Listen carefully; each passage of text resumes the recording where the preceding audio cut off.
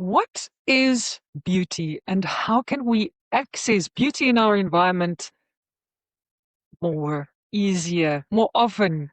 That's what I asked artist Peter van Straten in this little interview I did with him.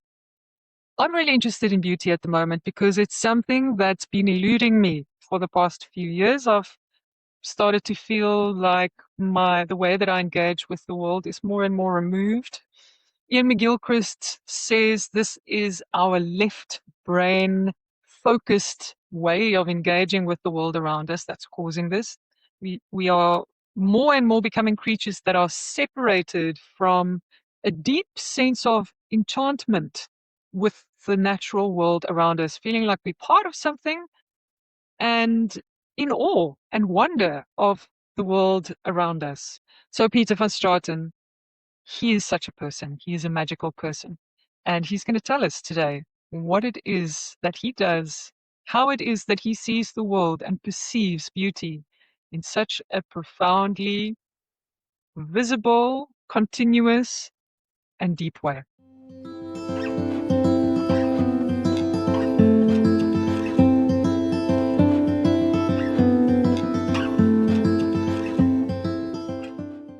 What struck me thinking about it is how incredibly difficult beauty is to define, which really surprised me, because we know, for instance, that there is no objective thing as beauty.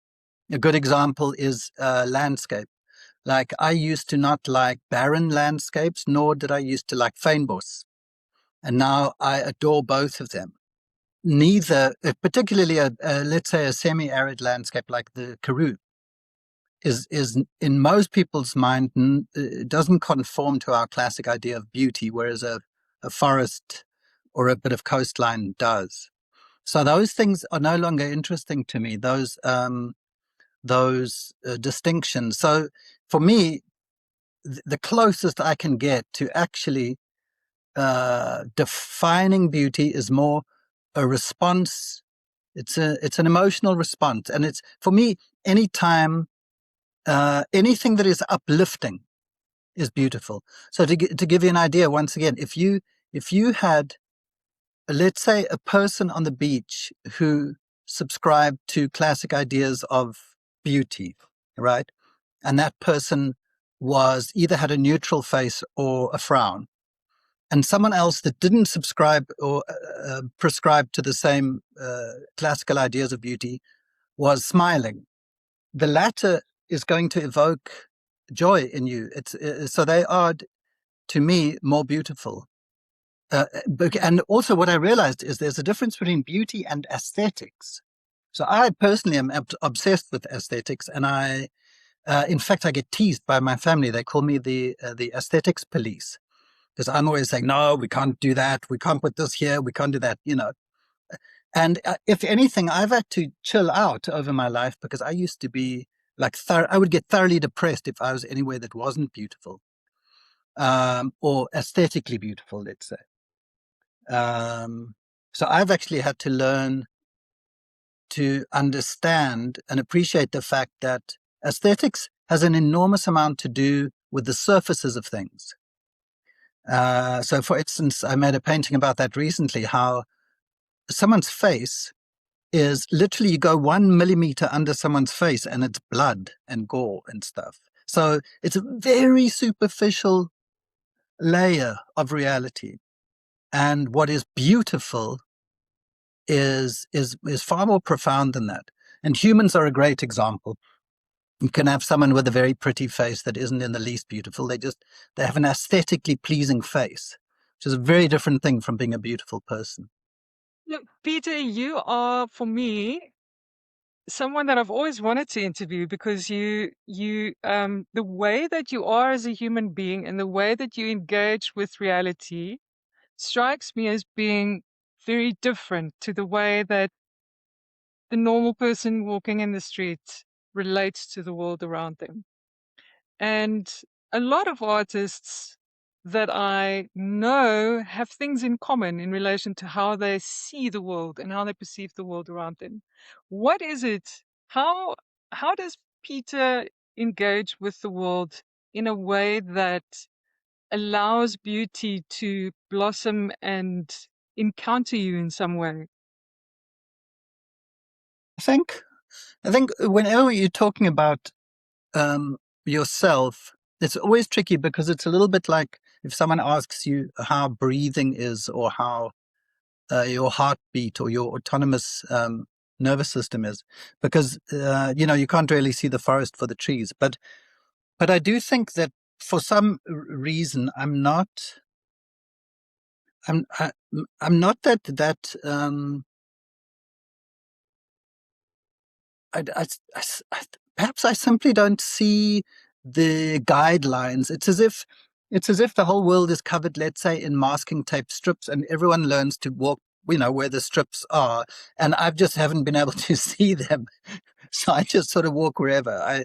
I'm not very herdable, and I think part of it is that although I have a very rich inner world, I'm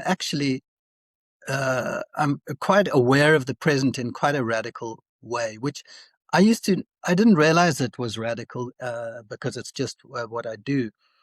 But I know that even I'm looking out the studio window now, just at shadows on the neighbor's house's wall.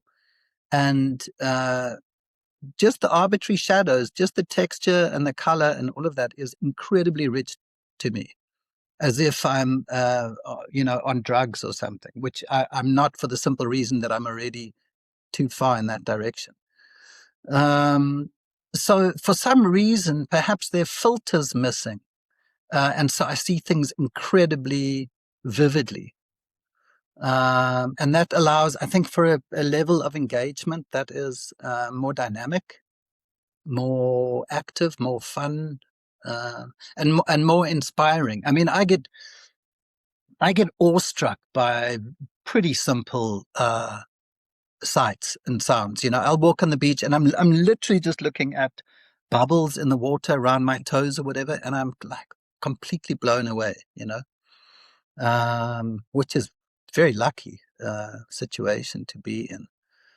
It is a very Um, lucky situation. Do you know that? It is a very lucky yeah. situation. We live in this world of kind of disenchantment where most people are no Mm, longer in touch with that dimension of yeah. life. And Yeah. and it's kind of slowly slipping away. The more and more we work with screens and we get plugged into Yeah. AI and all of this stuff is slowly removing us further and further from that very close layer Yeah. of life that Yeah. you have, Which, that which, kind of yeah. intimacy. Yeah. Which I guess the challenge then is really making time, because I mean, anything can be brought back. So it's really about making time and saying, okay, I know that if I don't once a day plug back into reality, I'm in danger of basically losing myself. And so, one thing that I've always been astonished about this is that how seldom people talk about discipline, self-discipline. And for me, people have always said that I'm very disciplined, and I'm not in this sense that they think I am, because I work 9 to 5 on my art. But for me, I have to earn a living out of that. So that's not discipline. That's just good old harsh facts of reality, right? But where I need to be disciplined, and where I think a lot of other people need to be disciplined, is with where you're feeding yourself, is with the spiritual angle of things and setting time aside. That takes discipline, and the results of that kind of self-discipline are oh, as rewarding, if not more so, than work discipline. So we have to do that, or we'll lose ourselves. Absolutely. So what do you do? What if you're putting that time aside for Peter and it's going to feed your soul and it's going to support you spiritually and keep you intact? What does that look like? What do you do? Yeah. So for me, I need to walk on the mountain once a week. So Sundays I go up from here because I live very close to the mountain. So up I go. Um, and then in the evenings, I make sure I have. So another thing I have to do is to isolate myself from other people, because I find, as much as I love people, there's something taxing. There's something innately taxing about human interaction. Obviously, it feeds one as well. So it's both. But so in the evenings, I make sure that I'm spending half an hour on my bed, literally like staring at the ceiling. So I'm not going to sleep, and I'm not on the screen, and I'm just lying there, just being aware of nothing happening. I need nothingness personally. I crave nothingness. Is boredom not No, something within your range of? no, no. I'm astonished that when I was young on a Sunday afternoon, I could sometimes get bored. But now it's unthinkable. It's just way too much. That is the exact word, astonishment. You have an astonishment with the world. And is that something you've always had, or is it something that you really worked on nurturing in your life? How does that astonishment take root in a person? No, I know. I've absolutely no idea. I'm just so grateful for it. And I've always had it. Always had it. Yeah, I'm blown away by just about everything all the time. Maybe it's my first time round, and I'm like, wow, Yeah. check this place out. Amazing. Look at all the colors, look at all the textures. Yeah, oof, I mean, yeah, no. Oh, yeah, and again, talking about surfaces and non-surfaces, surfaces and contents. I'm just looking at this mountain now, which it has a pleasing surface, but the idea that it is so full of mountain it also blows me away. Like the fullness of everything. I mean, just as we sit here talking to each other, we are like have got, call it between the two of us, 100 years of lived experience. I mean, imagine all of that. It's like it's on, just goes on and on, yeah. But where it comes from, I have no idea. Um, Again, I think it's a very good question. I can't really answer it, but I am astonished. So that's nice. Yeah, Well, when you say it like that, when I'm trying to imagine how you see the world, and you say even here there's such a fullness because we each have 50 odd years of living and what that entails, I can sort of imagine that you need to lie on your bed and like do nothing for half an hour at night because that yeah, feels like a lot. It feels like a lot. That's a lot yeah, yeah. of It's context. true, and I do exhaust myself all the time, and I'm very bad at resting. So that again comes back to discipline. I should be more disciplined personally about resting. I have a Calvinist side of me, which I'm grateful for. It's helped me earn a living, but it's unpleasant in that I feel very guilty if I do nothing, except at night when it's part of the program. If it's scheduled nothingness after work hours, I'm allowed. But yeah, I mean that is the challenge. Is yeah, how does one reconnect with your bigger self, or your more profound self? That's the challenge, especially as you say when we're surrounded by distractions. Human beings have never been so surrounded by distractions before. Yeah, absolutely. Yeah, So it sounds like there are two qualities. There's this kind of, you have a very zoomed in quality where you experience the real texture of things and you become very present with them.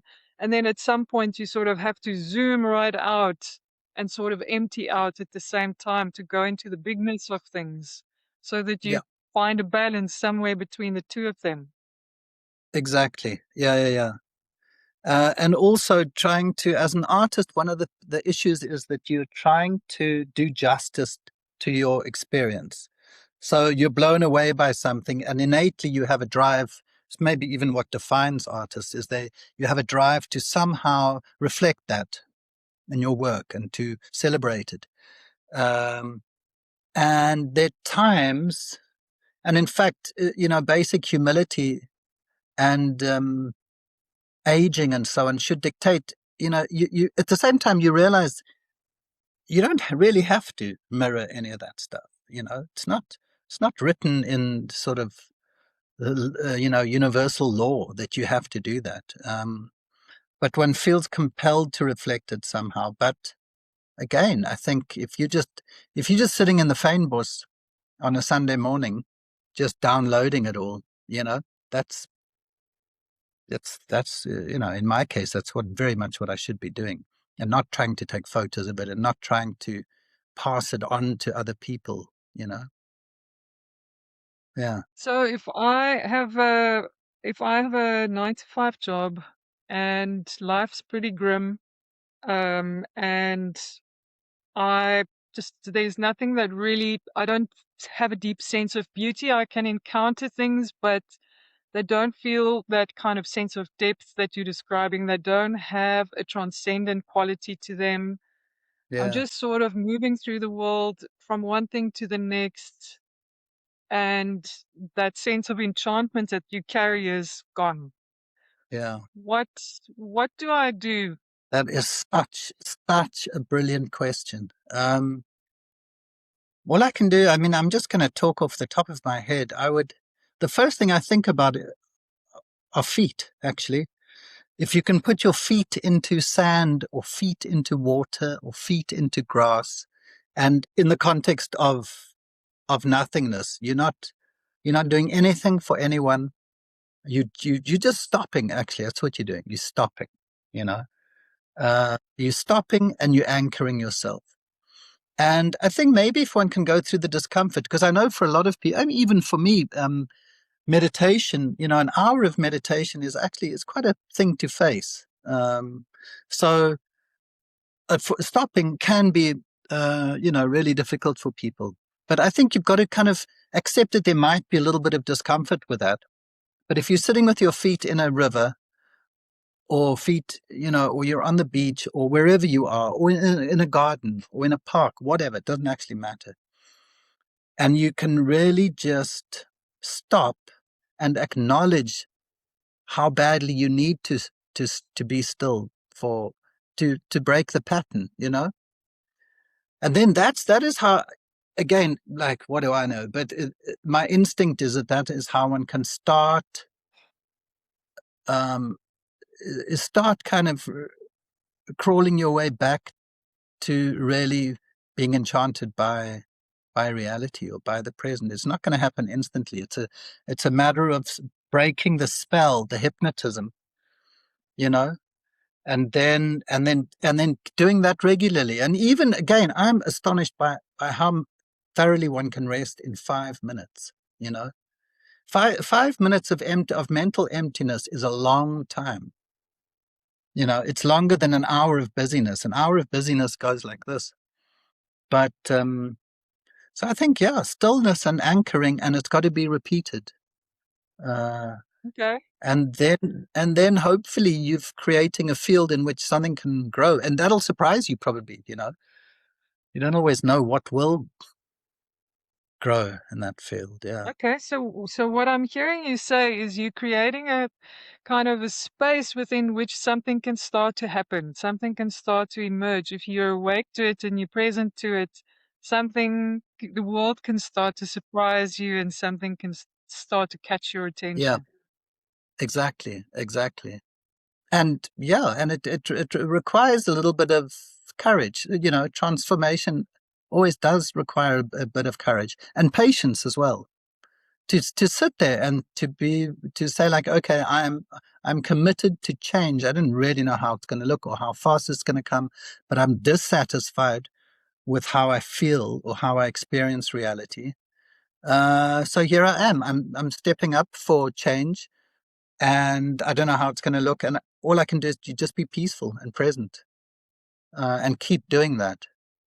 Well, I Yeah. can tell you that I do an exercise with groups where we go out and we sit in nature, and you sit in nature for 15 minutes by yourself without speaking to anyone. That's the exercise. It terrifies people. It terrifies people. Yeah.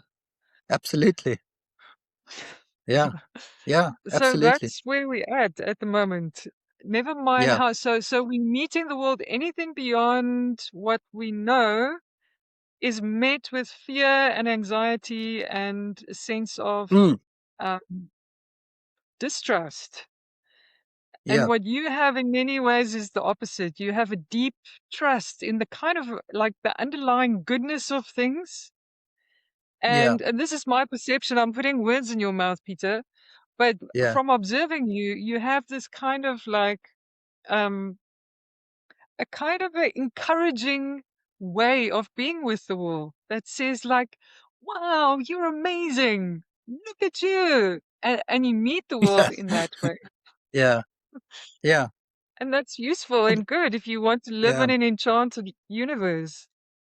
One obvious thing, it doesn't surprise me that you say people are terrified of those 15 minutes. So the one thing is to start with shorter times, and the other thing is to anticipate the fear.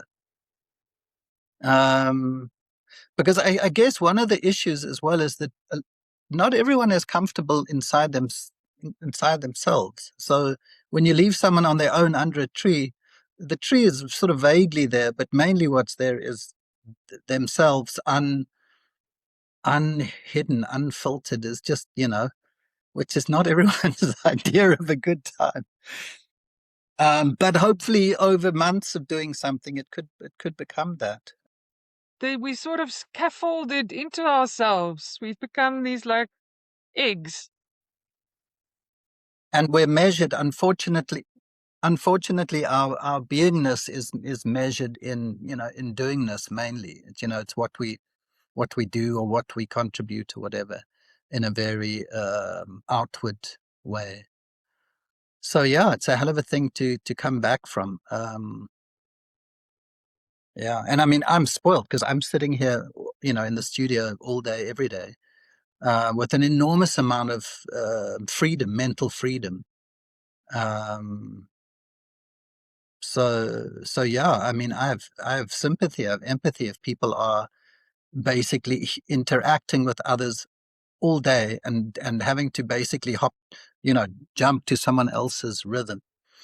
Um, Yeah, but then that fear of being out there on your own should be met with equal excitement, because if you can break out and sort of return to reality, is a beautiful thing. So yeah, it's worth pursuing, definitely. So, Peter, if I wanted to, what does it mean or what might it look like to live a beautiful life? If you, at the end of your life, look back and you want to be able to say, I lived a beautiful life, what does that entail? What makes a beautiful life? Yeah. So for me, it literally would be, and this is as much a challenge for me as anyone, is that every encounter, particularly with other people, it needn't be a big deal or anything, but if you can stop meeting things with that little bit of fear the whole time, you know it's incredible how much fear we carry in the tiniest interaction. You get to the front of a queue in a shop and you have a tiny bit of fear of the teller. We just carry this all the time. We're anxious about a lot of things. And for me, if you could, I'm very careful about being over romantic about what people can do with their lives. Like, there are restraints on all of us. And so maybe from the outside, your life looks relatively mundane, let's say. Um, but all you've got all day is Groundhog Day. You get up, you interact with whoever, you interact with yourself, and then you do whatever work normally. And then you've got, some kind of non-work time and whatever. And a beautiful life for me is literally that all of those interactions, that would be the goal, that all of those interactions are without fear and calm, you know, so that you're literally just meeting reality, where it is. You're not sort of pulling any moves. You're just there, calmly and unafraid. And the rest, whatever comes after that, comes after that. That's none of your business, but it's bound to be beautiful, you know? That's so lovely. Thank you, Peter. Is there something I haven't asked you that you really wanted to say? No, it was just nice trying to analyze beauty, because, it truly is in the eye of the beholder. All of the arts illustrate that. Something that I find horrendous, someone else will think is the loveliest artwork ever.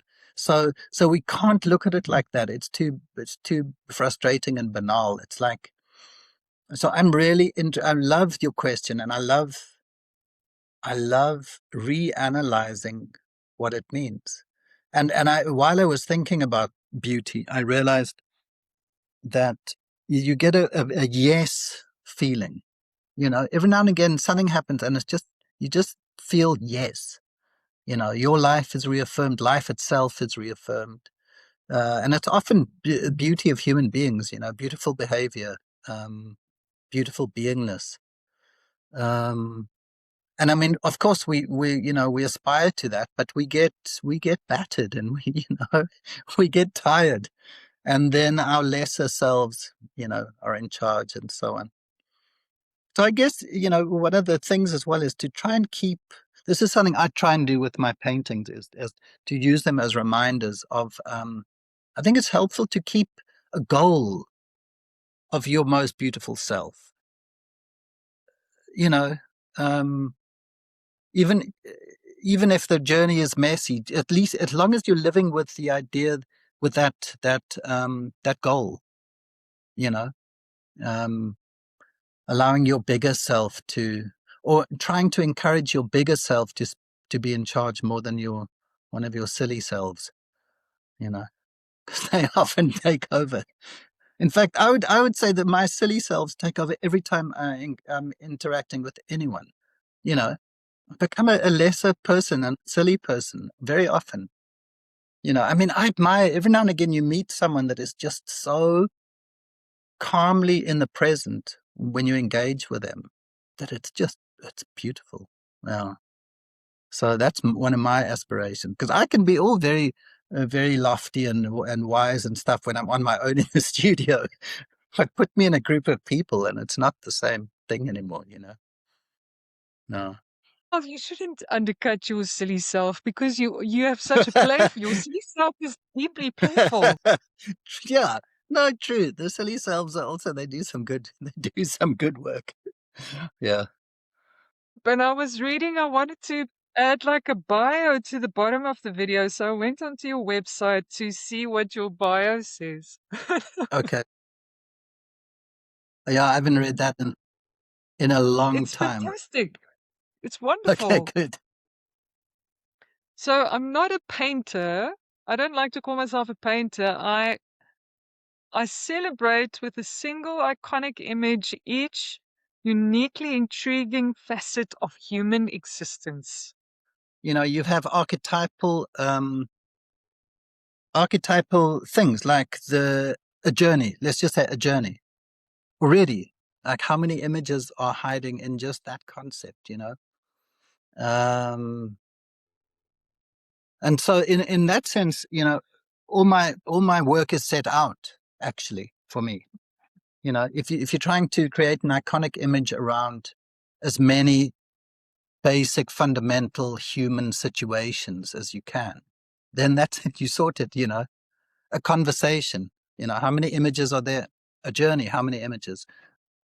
Okay, but Siona, how do you? So what I'm getting from Peter van Straten is there's so much, there's so many options for what you can create. There's so much meat and texture. So how does a Peter van Straten decide what is directing your attention? How do you decide what to pick?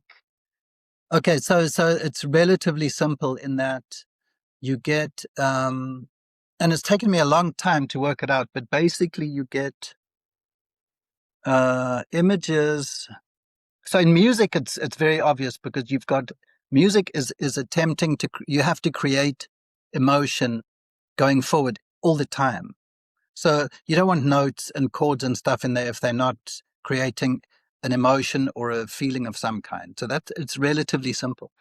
But with images, I just know from experience now, you can, no matter how lovely an idea is, some ideas are just not. They just they're not iconic. They're not. Um, they're arbitrary to Yeah, the viewer or to most yes, viewers, and that's yeah. just lacks strength. So no matter what the idea is, you're trying to find a way of presenting it in a way that is the most entertaining, essentially. and compositionally strong and simple and blah blah blah. Yeah. Yeah, so that's the hunt. The issue is not so much ideas as representing them. You know, at the end, you know, I'd be lucky if I have, you know, every year I only make, you know, relatively few images that meet my own criteria in terms of a kind of iconic simplicity and strength. But you can't just churn that stuff out all the time. It's hit and miss, you know. Uh, uh, yeah, because there's a kind of momentum of art making that carries things along anyway. It's like a river, and every now and again you're lucky if you take out a bucket of water that is somehow, you know, nicer than the other buckets of water. But yeah, you don't have much control in a way.